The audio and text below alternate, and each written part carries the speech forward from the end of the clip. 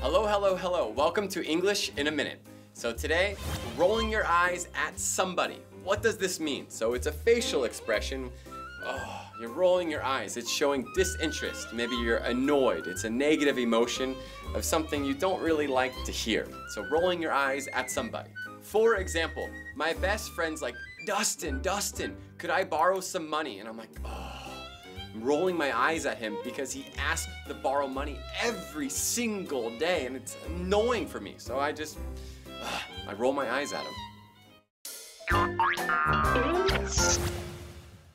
Dustin, do you think I'm beautiful? Oh my God. Are you really asking me this right now? Why are you rolling your eyes at me? I'm not rolling my eyes at you, V. I'm not rolling my eyes. You are. I'm not. Whatever. God. Yes, so to roll your eyes at somebody, showing maybe disinterest, annoyance of some sort. So you guys remember this? Rolling your eyes at somebody. I'll see you later. Take care.